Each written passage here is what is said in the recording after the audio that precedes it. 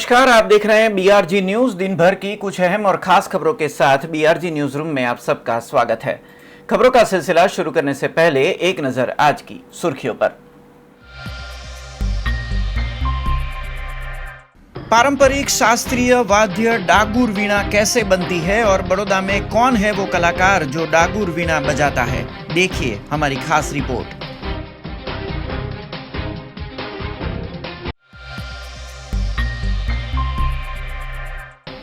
जिला पंचायत की सामान्य सभा में हंगामा, रिवाइज बजट और हाई मास टावर के मुद्दे पर विपक्ष रहा हमलावर।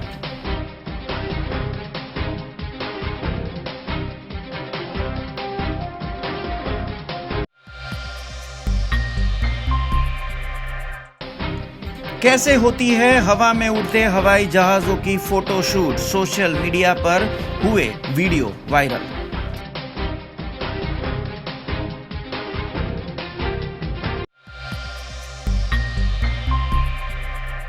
अब देखते हैं खबरें विस्तार से।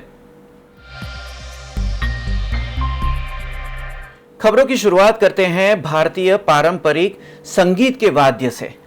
बहुत कम लोग जानते होंगे डागुर वीणा के बारे में।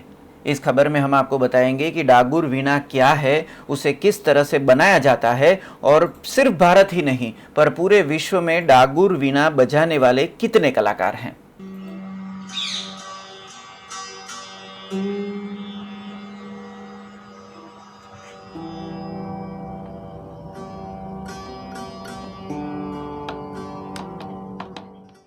ये सुरीला संगीत जिस वाद्य से निकल रहा है वो डागुर वीणा है।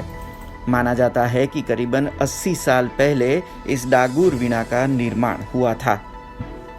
भारत की प्राचीन संगीत धरोहर में शुमार डागुर वीणा जिया मोयुद्दीन डागर की खोज है। संस्कार नगरी बड़ौदा से इस डागुर वीणा का क्या नाता है वो हम आपको आगे बताएंगे, पर अभी जो इस वीणा को बजा रहे हैं वो मांझलपुर में रहने वाले जलय जोशी हैं और डागुर वीणा बजाने वाले गुजरात के चुनिंदा कलाकारों में इनका नाम है। એનું કારણ એક તો એવું પણ છે કે એને હજુ બહુ ટાઈમ નથી થયો ચેન્જીસ એમાં આવતા. આઈ થિંક 50-60 યર્સ પહેલાં ડાગુર વીણાના ચેન્જીસ જે હતા એ એમને કર્યા હતા. પછી પણ ધીરે ધીરે એ ખાસા લોકો વગાડવાનું શરૂ કર્યું છે અને આજકાલ તો બહુ બધા છે ઇન્ડિયામાં. આઈ થિંક વધારે મેં જોયા છે એ એકચ્યુઅલી વધારે લોકો ડાગર વીણા વગાડતા હોય છે ટ્રેડિશનલ કરતાં. सूत्रों की माने तो डागुर वीणा बजाने वाले आर्टिस्ट पूरे विश्व में करीबन 10 से 12 कलाकार ही है। तब जलय जोशी डागुर वीणा में दिलचस्पी दिखाने वाले उन चुनिंदा कलाकारों में से एक है। મેં ઝિયા મોહિઉદ્દીન ડાગરને સાંભળ્યું હતું અને મણિકોલની એક ફિલ્મ હતી ધ્રુપદ કરીને, એમાં એમનો સાઉન્ડ સાંભળ્યો હતો અને એમને જોયું હતું તો એ સાઉન્ડ જ મને બહુ ગમી ગયો હતો. પછી મને મન થયું કે એક ડાગર વીણા બનાવડાવે. પછી થોડું રિસર્ચ કર્યું અને ખબર પડી કે ધવલભાઈ કરીને એક છે બરોડામાં એ બનાવે છે, તો પછી એમની સાથે કોન્ટેક્ટ થયો.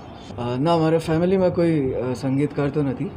મારી મમ્મી ડાન્સ કરતી હતી પહેલાં. डागुर वीणा की बनावट की बात करें तो पारंपरिक वीणा में मोर की आकृति होती है, वहीं डागुर वीणा में हंस की आकृति होती है। एक और जहां पारंपरिक वीणा में 4 तार और 20 पर्दे इस्तेमाल होते हैं, वहीं डागुर वीणा 7 तार और 24 पर्दों के जरिए बनाई जाती है। डागुर वीणा साग और तुंद के लकड़े में से बनती है। उसकी लंबाई 51 से 52 इंच होती है, जबकि वजन 8 किलो तक होता है। જે ટ્રેડિશનલ વીણા હોય છે એ થોડી નાની હોય છે, હલકી હોય છે. એનું વજન 2-3 કિલો જેટલું હોય છે અને નાના થોમડા હોય છે, એમાં બંબુનું બનેલું હોય છે. આમાં આ જે છે પર્ટિક્યુલર એ ટૂન લાકડાનું બનાવે છે, સાગનું પણ બનાવે છે. એટલે એના લીધે એનું વજન બહુ વધી જતું હોય છે. ઓલમોસ્ટ 10 kg જેટલું તો થઈ જાય છે. સાઇઝમાં પણ મોટું છે અને ઠુંબા પણ બહુ મોટા છે. बड़ौदा में वेराई माता चौराहे के पास धवल मिस्त्री का परिवार सालों से इस वीणा बनाने के कार्य से जुड़ा है। डागुर वीणा का निर्माण करने में 1 साल का वक्त लगता है। हाँ, એ સાચી વાત છે કે એ વીણાના વાદકોય ઓછા છે અને ભારતમાં પણ ઓછા છે. તો ગુજરાતમાં ઓફકોર્સ એ 1960-70માં પહેલી બની હતી. એના પછી ગુજરાતમાં તો પહેલી વખત અમે બનાવી છે અને હું બહુ ખુશી છું કે મને એ લાવો મળ્યો. મને આમ જોવા જાવ તો 1 વર્ષ લાગ્યું એની પાછળ વિચાર કરતા કે કયું શું કરવાથી શું થશે ને સાઉન્ડ લાવવા માટે શું કરવું જોઈએ, એના માટે મને 1 વર્ષ લાગ્યું છે. अब डागुर वीणा के बड़ौदा से रिश्ते की बात करें तो 1916 में सयाजीराव गायकवाड़ की ओर से बड़ौदा में पहला वर्ल्ड म्यूजिक कॉन्फ्रेंस आयोजित किया गया था, जो दरबार हॉल में आयोजित हुआ. तब जिया मोयुद्दीन डागर भी इस म्यूजिकल कॉन्फ्रेंस में उपस्थित रहे थे और डागुर वीणा के संगीत से दरबार हॉल गूंज उठा था. સયાજીરાવજીએ આપણને ક્લાસિકલ મ્યુઝિકની બહુ સારી ભેટ આપી છે અને એમને જતાં જતાં એક વાયદો કર્યો હતો કે ક્યારે પણ પ્રોગ્રામ કરવા હોય તો દરબાર હોલ હું આપીશ. તો એમાંની એક કોમલ નિષાદ સંસ્થા છે આપણી ત્યાંની, એ ઘણા પ્રોગ્રામો આજ સુધી કરે છે અને એમાં ZM/ZF ડાગર આવતા હતા અને એમાં એ વીણાનું વાદન દરબાર હોલમાં થયેલું છે. આખા ભારતમાં આ વીણા વગાડનારા અત્યારે 3 જેવા કલાકાર છે. એમાં મેન જે અત્યારે જે છે એ બહાઉદ્દીન ડાગર, જે ઝિયા મોયુદ્દીનજીના દીકરા છે, જેમને હાલમાં જ AR રહેમાનજી સાથે પણ આવું પ્રાચીન ઇન્સ્ટ્રુમેન્ટ 2 જણે કમ્બાઇન કરીને એક આલ્બમ બહાર પાડ્યું છે.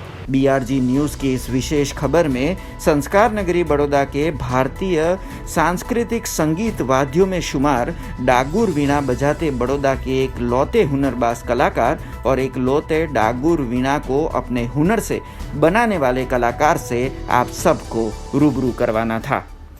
जो એમાં મેં પહેલી વાર બનાવી દીધી એ બહુ સાચી વાત ના કહેવાય, કારણ કે એની આગળના મારા જે લોકોએ બનાવી છે 100-80 વર્ષ પહેલાંની તમે જે વાત કરો છો, એ લોકોએ 4 વીણા ફેલ કરી અને એમને મારી સામે જે પ્રોડક્ટ મૂકી એ બિલકુલ ફાઇનલ થયા પછીની છે. એટલે એકચ્યુઅલી તો હું કોપી કરી કહેવાય, એટલે હું ઇઝીલી એક જ વારમાં બનાવી શક્યો. હું નથી માનતો કે નવા વાદ્યો આવી ગયા છે એને લીધે જૂના વાદ્યો ઓછા થાય છે, કારણ કે હું અત્યારે છેલ્લા 4 વર્ષથી મારા પિતાજીના અંડરમાં આ દુકાન રનિંગ કરું છું અને સિતાર, ગિટાર, વાયલિન જેવા જે ઇન્સ્ટ્રુમેન્ટ છે એની જગ્યાએ મારી પાસે દર વર્ષના વીણાના જ ઓર્ડર હોય છે. એટલે હું નથી માનતો કે ઓછા થાય છે અને આજની પેઢી એની તરફ આકર્ષાય છે, કારણ કે એ જે વીણાનું સંગીત છે એ તમને શાંતિ તરફ લઈ જાય છે. અને આજની ભાગદોડની જિંદગીમાં ઘણા ડૉક્ટર, એન્જિનિયર્સ આ વીણા પોતાને શાંતિ મળે એના માટે શીખી રહ્યા છે. बड़ौदा जिला पंचायत प्रमुख का आज 43वां जन्मदिन है. BRG न्यूज़ से खास बातचीत में नारी सशक्तिकरण के लिए जिला पंचायत प्रमुख ने क्या कहा, ये जानिए. जिला पंचायत प्रमुख हिलाबेन चौहान का आज 43वां जन्मदिन है.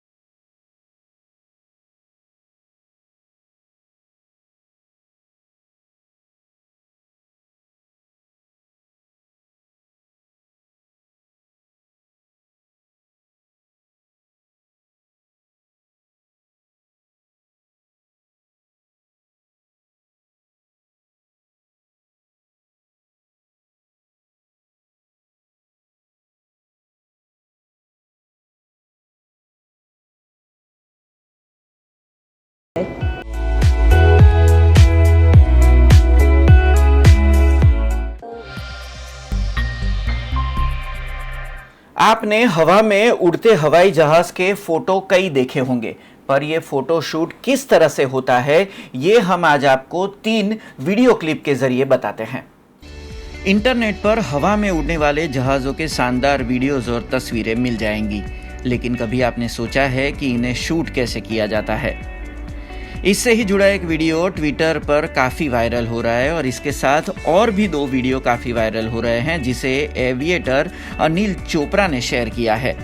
उन्होंने वीडियोस के कैप्शन में लिखा है एविएशन फोटोग्राफी। पहला वीडियो करीबन 33 सेकंड का है, लेकिन इसे देखने के बाद आप समझ जाएंगे कि हवा में उड़ने वाले जहाजों की शानदार तस्वीरें किस तरह से खींची जाती है और ये कोई आसान काम नहीं है।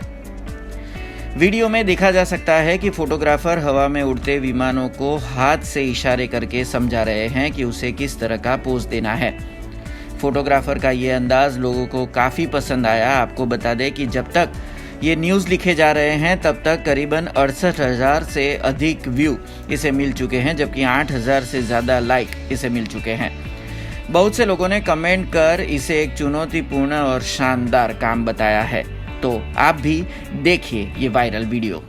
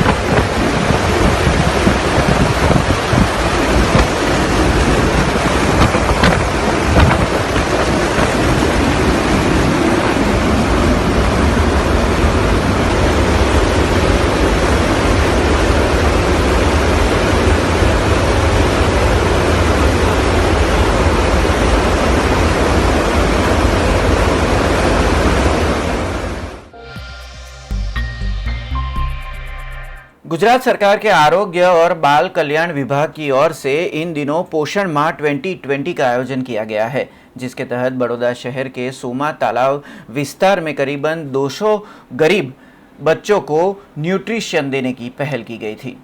आरोग्य कल्याण विभाग की ओर से पोषण माह 2020 की शुरुआत की गई है, जिसमें आज बड़ौदा के सोमा तालाब के पास आए गरीब आवासों में विशेष कैंप आयोजित किया गया था, जिसमें करीबन 200 बच्चों को पोषण हेतु न्यूट्रिशन दिया गया। आयुर्वेदिक दवाओं के साथ च्यवनप्राश जैसी चीज़ें बच्चों के स्वास्थ्य के लिए वितरित की गई थी। सरकारी आयुर्वेदिक कॉलेज एवं हेल्पिंग हैंड संस्था भी इस कार्य से जुड़ी थी।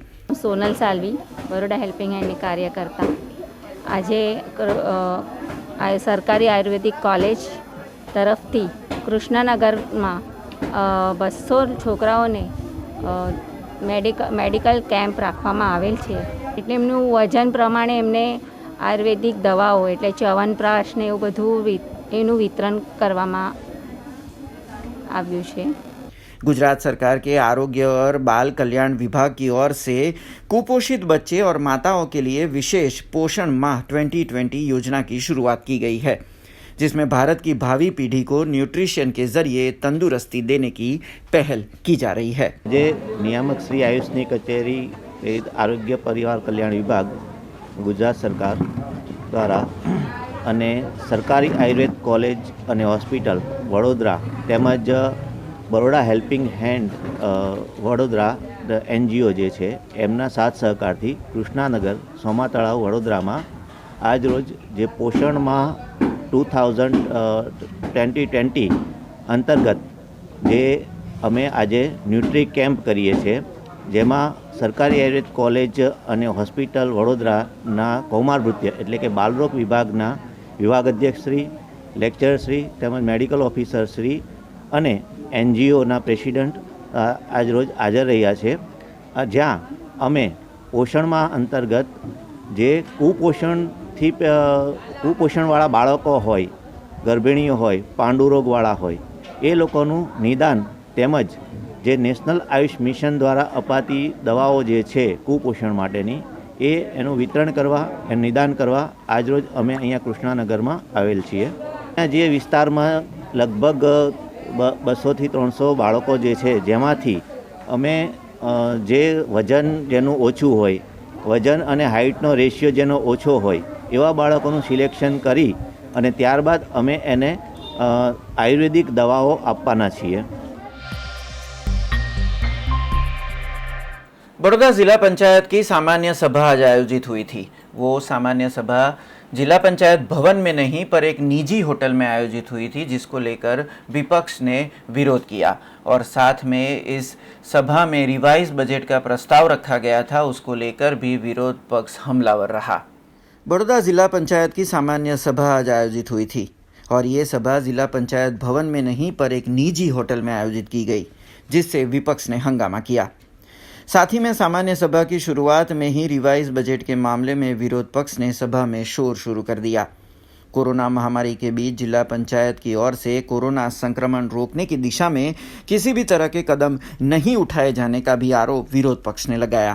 रिवाइज बजेटनी ग्रांट હતી જે મુદ્દે છેલ્લા સુધી આ ઇલેક્શનનો સમય છે અને જો રિવાઇજ બજેટ સરકારશ્રીમાંથી આવે તો ગામડામાં દરેક ગામ સુધી વિકાસ થાય એના માટેનું એક રિવાઇજ બજેટની જોગવાઈ હતી। વિરોધ પક્ષને આ મંજૂર નહોતું અને વિકાસના કામો ના થાય અને જિલ્લા પંચાયતમાં ફરીથી વધારે પડતી સીટોનું નુકસાન થાય ભારતીય જનતા પાર્ટીને એ અપેક્ષાએ કોંગ્રેસે વિરોધ નોંધાયો છે। એના માટે અમે ફરીથી સરકારમાં રજૂઆત કરીશું અને રિવાઇઝ બજેટ કરીશું। આજે જિલ્લા પંચાયતની સામાન્ય સભાની મીટિંગ હતી। એ મીટિંગમાં અમે અગાઉ પણ એવી રજૂઆત કરી હતી કે કોરોનાની મહામારી હોય, વૈશ્વિક મહામારી હોય, એ મહામારીમાં માનવતાનો ધર્મ સમજી જનસેવા જ પ્રભુ સેના સંકલ્પ સાથે જેટલી થાય એટલી સેવા કરી શકીએ એવા ભાવ સાથે કરવાની વાત હતી। તે છતાં કોરોનાની મહામારીમાં એક રૂપિયો ના વાપરી અને એમને રિવાઇઝ બજેટ મૂક્યું હતું, એનો અમે સખત વિરોધ કર્યો છે। वहीं हाई मास टावर के मुद्दे पर भी सदस्यों ने भारी हंगामा किया। विरोध पक्ष के सवालों के सामने जिला पंचायत प्रमुख ने रिवाइज बजट के जरिए हाई मास टावर के लिए ही बजट आवंटित करने की बात कही। આજની સભાની અંદર બજેટ રિવાઇઝનો મુદ્દો હતો।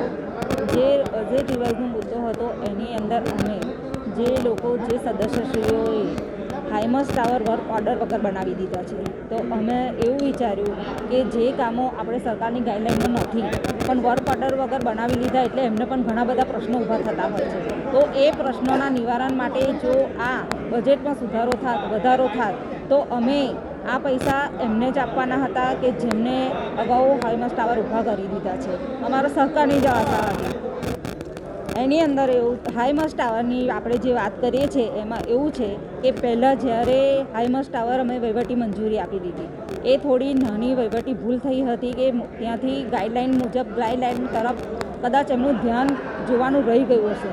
ત્યારબાદ ઉપરથી વિકાસ કમિશનર સાથે વાતચીત દરમિયાન એમના તરફથી જે મેસેજ આવ્યો કે આપણી ગાઈડલાઇન મુજબ આપણા હાઈમસ ટાવર આવતા નથી, એટલે હાઈમસ ટાવર અમે બીજી સામાન્ય સભામાં અમે રદ કર્યા છે અને એ કાર્ય અમે બીજા કાર્યમાં અમે એને કન્વર્ટ કર્યા છે। આ જે હાઈમસ ટાવર છે એ જે લોકોએ વર્ક ઓર્ડર વગર બનાવી દીધા છે, હવે એમના માટે અમે એક રસ્તો કાઢ્યો કે બજેટ રિવાઇઝ કરી અને એમાંથી જે વધારાના આપણને જે બજેટ રિવાઇઝ પ્રમાણે આપણને રકમ મળે તો એ રકમ આપણે એ સદસ્યોને આપીએ કે જે એમના પ્રશ્નો ઊભા થયા છે તે પ્રશ્નોનું નિવારણ થાય અને એમના વિકાસના કાર્યમાં આગળ વધે। निजी होटल में हुई सामान्य सभा में पंचायत प्रमुख, उप प्रमुख और जिला विकास अधिकारी पे विपक्ष आज सामान्य सभा में हमलावर रहा। उप प्रमुख जिला पंचायत वडोदराना श्री मुबारकभाई पटेल द्वारा दरखास्त मूकवामां आवी कि साहेब आ सामान्य सभा थाय छे तो आ छेल्ली सामान्य सभा होई शके तो आपणे एना विदाय समारंभ जेवुं राखीए अने उपप्रमुखनी लागणी मैं प्रमुख सुधी पहोंचाड़ी तो प्रमुखे पण एनो सहर्ष स्वीकार कर्यो। हवे ज्यारे प्रमुख अने उपप्रमुख एम कहेता होय तो अमे वहीवटीतंत्र तरफथी एवी सूचना आपवामां आवी के राज्य सरकारनी कोईपण ग्रांट के स्वभंडोळमांथी कोईपण पैसो खर्च करवामां आवशे नहीं। तो ज्यारे प्रमुख अने उपप्रमुख कोईपण सत्ता सामान्य सभानी छे तो प्रमुख अने उपप्रमुख ए सर्वसत्ताधीश कहेवाय। ए बंनेनी इच्छाने लागणीने मान आपीने वहीवटीतंत्र द्वारा आ प्रकारनी होटलमां आ फंक्शन गोठववामां आवी छे। वडोदराए आ शरूआत नथी करी, अन्य जिल्लामां रिसोर्टमां पण आवा फंक्शन थया छे। प्रमुख अने उपप्रमुख अने आरोग्य समितिना चेरमेन तेओ તેમના રીતે નક્કી કરશે। મારે ફાઇલ પર સહી કરીને કોઈ ખર્ચ ચૂકવવાનો નથી, જેથી અમારે આમાં કંઈ કરવાનું નથી। એજન્ડા 1 થી 13 મુદ્દા વહીવટના મુદ્દા હતા તે સુચારુપૂર્વક પૂર્ણ થયા। 14મા મુદ્દામાં જે 21 જૂનની સામાન્ય સભામાં વહીવટી મંજૂરી અમે આપેલી હતી એમાં નાના મોટા ફેરફાર કરવાના હતા। તે ફેરફારની યાદી પહેલાં માગવામાં આવી અર્જુનસિંહ દ્વારા। એ યાદી રજૂ કરવામાં આવતા એ લોકોએ સર્વાનુમતે મંજૂર કરી। ત્યારબાદ એમને બજેટ રિવાઇઝ કરવું હતું પ્રમુખશ્રી દ્વારા અને એ બજેટમાં એમને લોકહિતાર્થમાં ફેબ્રુઆરી 2020માં મંજૂર થયેલા બજેટમાં 2 કરોડ રૂપિયા આપેલા હતા, એ વધારીને 5 કરોડ કરવા હતા અને 3 કરોડનો વધારો કરવો હતો. પરંતુ મીટિંગ ચાલુ થતાં પહેલાં જ પ્રમુખશ્રી દ્વારા અને ત્યારબાદ પણ આ બધી ચર્ચાઓ થઈ તો પ્રમુખશ્રી દ્વારા જ આ મુદ્દો મુલતવી રાખવામાં આવ્યો. અને આ મુદ્દો મુલતવી રાખવામાં આવતા જે સભ્યોને તકલીફ થઈ, કારણ કે આ ગ્રાન્ટમાંથી જ હાઈમાસ ટાવર બનવાના હતા ભવિષ્યમાં, જેને તકલીફ થઈ તે સભ્યોએ પાછો વધુ વિરોધ કર્યો છે. હવે જે વિરોધ કરવાવાળા સભ્યો આપણા સન્માનીય સભ્યો છે તે એમનામાં આપણા ઉપપ્રમુખે છેલ્લે કીધું કે સાહેબ અમારામાં મતભેદ છે, મનભેદ નથી. એ બહુ સારી બાબત છે અને લોકશાહીમાં વિપક્ષ મજબૂત રીતે કામ કરે તે વહીવટીતંત્ર પણ એવું ઈચ્છતો હોય કે વિપક્ષે પોતાની ફરજો વહીવટી રીતે બજાવી છે. Baroda tours and travels association ने आज जिला कलेक्टर को आवेदन दिया. इस कोरोना महामारी के समय में एडवांस टैक्स माफी और रोड टैक्स की अवधि बढ़ाने की मांग इस आवेदन में की गई. अखिल गुजरात प्रवासी वाहन संचालक मंडल के बैनर तले चल रहे बड़ौदा टूर्स एंड ट्रैवल्स के सदस्यों ने आज जिला कलेक्टर को आवेदन दिया. इन दिनों कोरोना महामारी के बीच टूर्स एंड ट्रैवल्स के व्यवसाय पे सीधी असर हुई है. वहीं इस व्यवसाय से जुड़े लोगों की आर्थिक हालत भी खस्ता है. तब tours and travels association Baroda के संचालकों ने सरकार से एडवांस टैक्स माफ़ी की मांग की है. वहीं वाहन टैक्स की अवधि बढ़ाने समेत रोड टैक्स की भी अवधि बढ़ाई जाए, ऐसी गुहार लगाई गई है. कोरोना से रुके पर्यटन से टूर्स एंड ट्रैवल्स एसोसिएशन के बस के पहिए थम गए हैं. तब राज्य सरकार राहत पैकेज या फिर टैक्स माफ़ी से इस व्यवसाय से जुड़े नागरिकों को मदद करे, ऐसी मांग की गई थी. આજે અમે tours and travel association Vadodara તરફથી અમારી જે રાહત માટેની માગણી છે તેના માટે આજે કલેક્ટરને અમે આવેદનપત્ર આપ્યું છે અને અમારા જે આખા ગુજરાતના બસ માલિકો છે એમની જોડે અમે વાત ચર્ચા ફોન પર કરી. એ લોકોની જે આજે છેલ્લા 10 દિવસથી અમે એકબીજા સાથે ચર્ચા કરી રહ્યા છે એના ઉપરથી અમને એવું લાગી રહ્યું છે આગામી દિવસોમાં પણ ટૂર્સ અને ટ્રાવેલ્સ ધંધાને નુકસાન નહીં પણ અતિ નુકસાન હજી અમારે ભોગવવાની તૈયારી રાખવાની છે. તો આ નુકસાનને ધ્યાનમાં રાખી સાહેબ, આ પરિસ્થિતિને ધ્યાનમાં રાખી અમે કલેક્ટર સાહેબને આવેદનપત્ર રજૂઆત કરીએ છીએ કે તે અમારી લક્ઝરી બસોના પ્રવાસ એટલે કે ટૂર્સ એન્ડ ટ્રાવેલના પ્રવાસ ભાઈઓને થોડી રાહત આપે, એમની તરફ થોડું ઘટતી કરી આપે એવી અમારા તરફથી કલેક્ટરશ્રી આગળ સરકારમાં રજૂઆત કરે. खबरों का सिलसिला यूं ही जारी रहेगा, पर उससे पहले लेंगे कमर्शियल ब्रेक. तो देखते रहिए BRG न्यूज.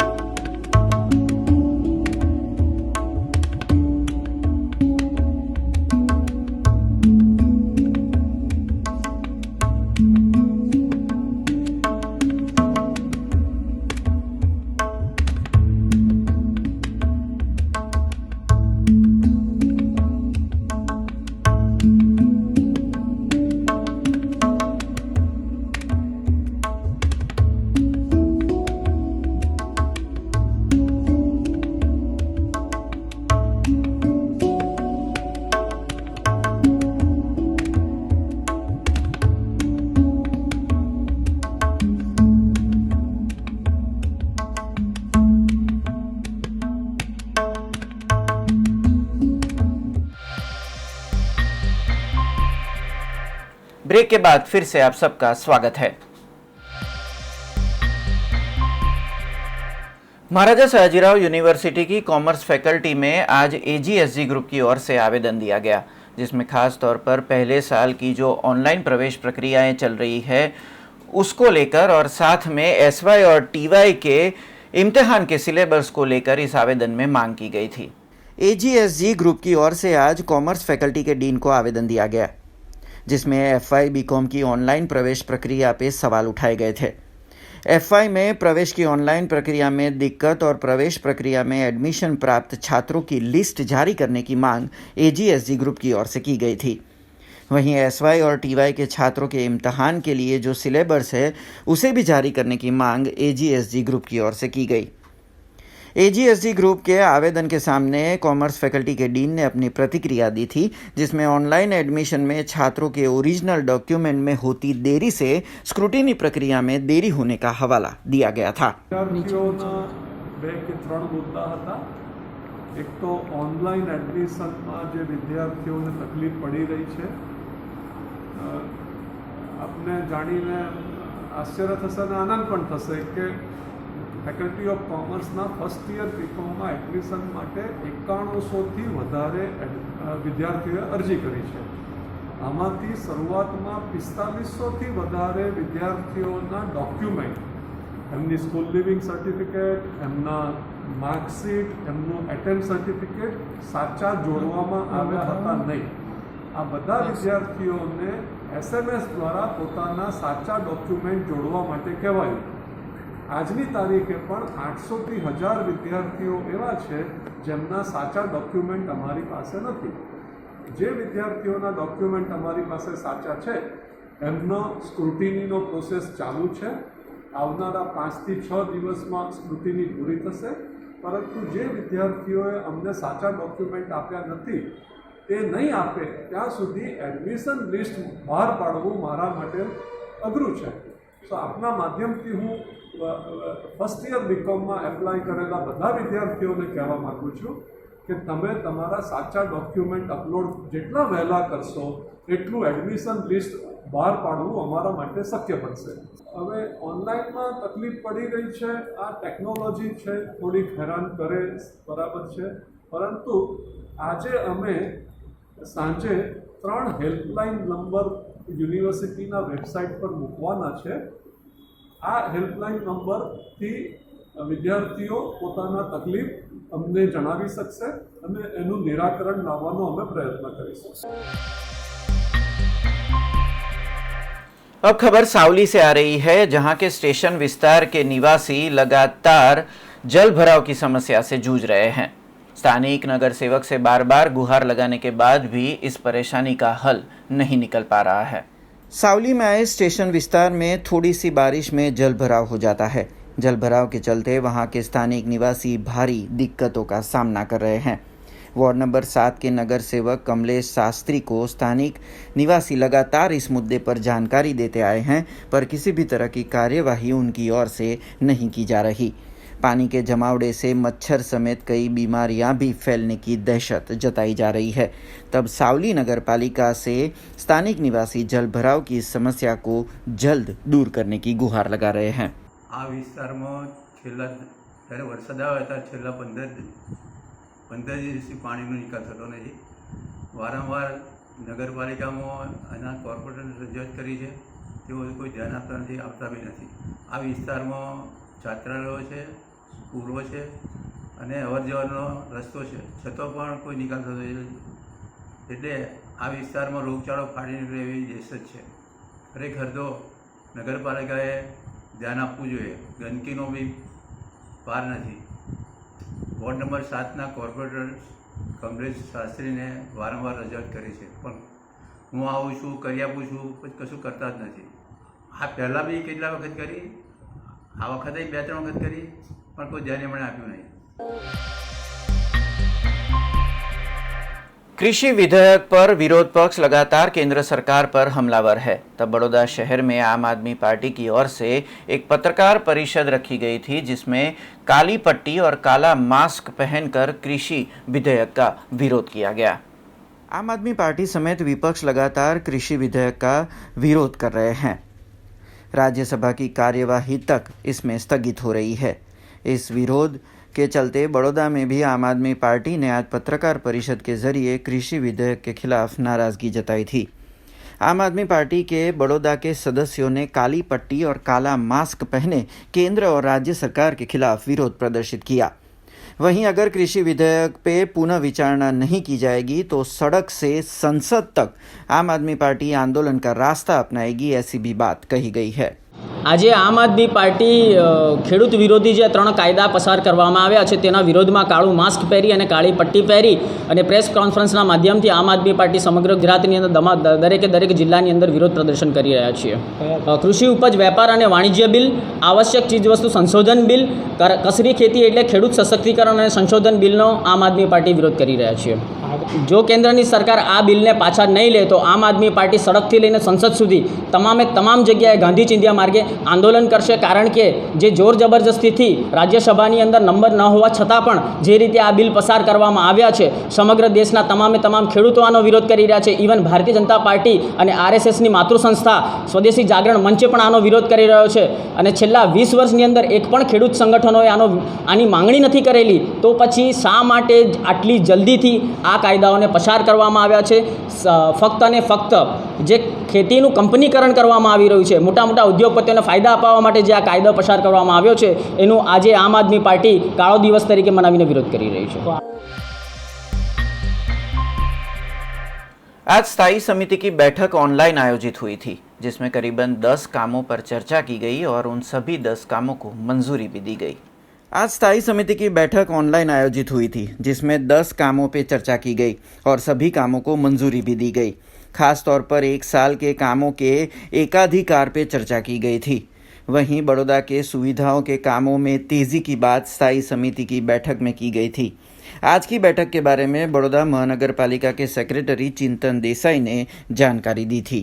आज रोज स्थायी समिति की सभा ऑनलाइन मળી હતી અને કુલ આજની સભામાં આજની સ્થાયી સમિતિમાં 10 કામો હતા અને આ તમામ કામોને સર્વાનુમતે પાસ કરવામાં આવ્યા છે.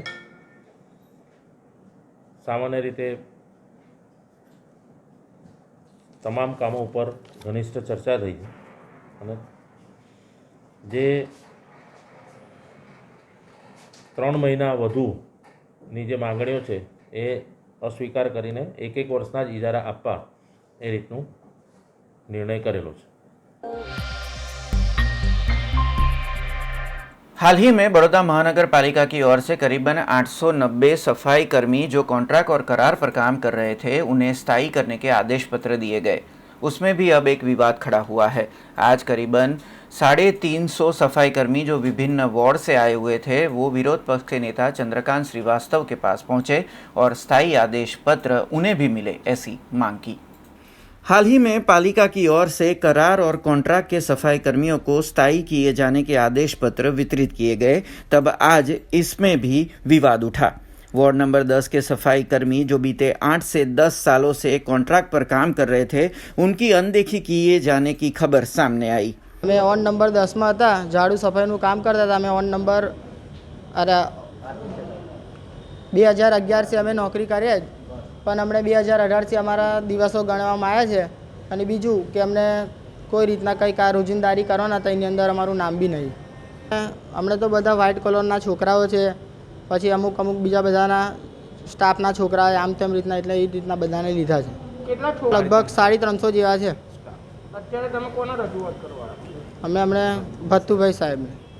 सभी कर्मी विरोध पक्ष के नेता चंद्रकांत श्रीवास्तव के पास पहुंचे. 350 जितने सफाई कर्मियों ने वार्ड ऑफिसर पे आरोप लगाए कि वो 2011 से काम कर रहे हैं, पर उनकी उपस्थिति 2018 से बताई गई है. तब इस मुद्दे पर विरोध पक्ष के नेता ने भी पालिका पे आरोप लगाए. इस स्थायी आदेश पत्र में अधिकारियों ने भ्रष्टाचार किए गए होने की बात विरोध पक्ष के नेता ने की है. अपने पसंदीदा अधिकारियों की सिफारिश वाले सफाई सेवकों को आदेश पत्र दिए गए होने की बात विरोध पक्ष के नेता ने मीडिया के सामने कही. कि छेल्ला 10-10 વર્ષ 8-10 વર્ષથી નોકરી કરે છે. એક ભાઈ મારી પાસે આવ્યા તો મેં કાગળ લખ્યું, તો એના 2014 દિવસ કાઢ્યા, એના 10 વર્ષના 90 દિવસ કાઢીને લાવ્યા હતા. એટલે મેં કાગળ લખ્યો તો 2014 દિવસો કાઢ્યા તો બીજા 60 નીકળ્યા. આમ તો 60 ના હોય 100 થાય, પણ 60 કાઢ્યા. તો મેં લખ્યું કે ભાઈ 10 વર્ષથી નોકરી કરે છે, 60 ને 90 140 દિવસ થયા, એના કહેવા મુતાબિક 1500 દિવસ થયા છે અને તમે આ દિવસો બતાડો છો. મને એવું લાગે છે કે આ હકપત્રનું ફંક્શન એ પોતાના ગોઠવેલા માણસો જેમને નોકરી મળી ગઈ છે અને અથવા જેમને ગફલત કરીને નોકરી મંગાઈ છે, એમાં એવું લાગે છે કે અધિકારીઓ સાચા માણસને, હું તો કહું છું 5-25 માણસ ગફલત કરીને લે તો અમારે કોઈ પ્રોબ્લેમ નથી. એક ગરીબ સમાજનો પછાત વર્ગનો માણસને જો નોકરી મળતી હોય તો અમારે તો કોઈ પ્રોબ્લેમ નથી, કોઈ જગ્યાએ પ્રોબ્લેમ નથી. પણ જે હકદાર છે એના હક ઉપર જે તરાપ મારી છે, એના હકો ઉપર એના 1000 દિવસ થયા હોય, 800 દિવસ થયા હોય, 1200 દિવસ થયા હોય અને ગોઠવણ કરીને જે બોર્ડ ઓફિસરો છે એમની પાસેથી એમની ઓછી હાજરી બતાડીને અહીંયા એમને હકપત્ર ના મળે તેવી ગોઠવણ કરી છે, તેની સામે આ લોકોનો વાંધો છે અને મારો બી વાંધો છે. જે સાચી દિશા મતલબ સાચા વ્યક્તિઓ છે, જેમને નોકરી કરી છે, જેમને ધૂપ, તાપ, ઠંડી, વરસાદ ગમે તે સિઝનમાં કામ કરતા રહ્યા છો અને એના ઉપર હકના તરાપ આ રીતે મારશો એ ચાલે નહીં. એટલે મેં બધા સફાઈ સેવકોને કહું છું કે જો એમને નોકરી મળી ગઈ હોય તો આ લોકોને બી એમનો હક હોય, એમનો હક છે, એમને નોકરી મળવી જોઈએ એવું સ્પષ્ટ મારું માનવું. सूरत के पास हजीरा में ओएनजीसी कंपनी में गैस लीकेज से विस्फोट से भयंकर आग लगने की घटना सामने आई। विस्फोट इतना भारी था कि आसपास के गांव वाले और शहरवासी में डर का माहौल फैल गया। गनीमत की बात ये रही कि 2 से 3 घंटों की मशक्कत के बाद आग पे काबू पा लिया गया। सूरत के हजीरा से खबर मिल रही है कि जहां पर ओएनजीसी कंपनी के गैस टर्मिनल में सुबह तड़के विस्फोट के साथ आग लगने की घटना हुई है।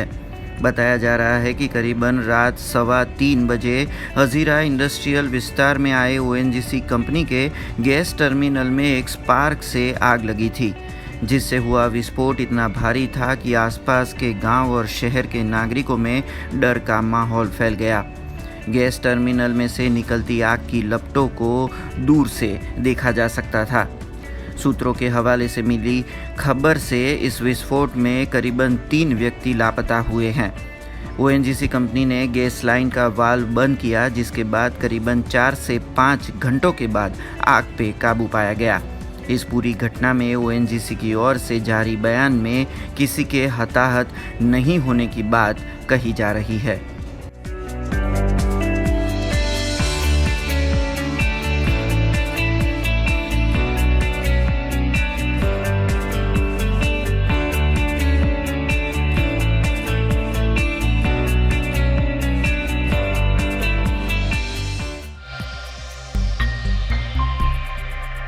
खबरों का सिलसिला खत्म करने से पहले एक नजर आज की खास खबरों पे। पारंपरिक शास्त्रीय वाद्य डागुर वीणा कैसे बनती है और बड़ौदा में कौन है वो कलाकार जो डागुर वीणा बजाता है, देखिए हमारी खास रिपोर्ट।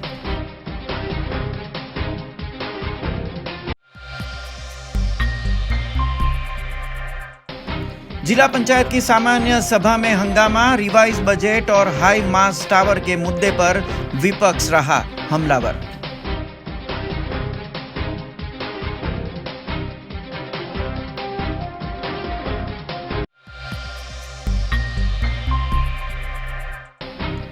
कैसे होती है हवा में उड़ते हवाई जहाजों की फोटोशूट, सोशल मीडिया पर हुए वीडियो वायरल।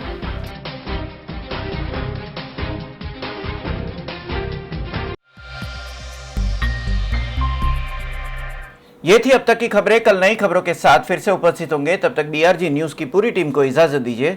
नमस्कार।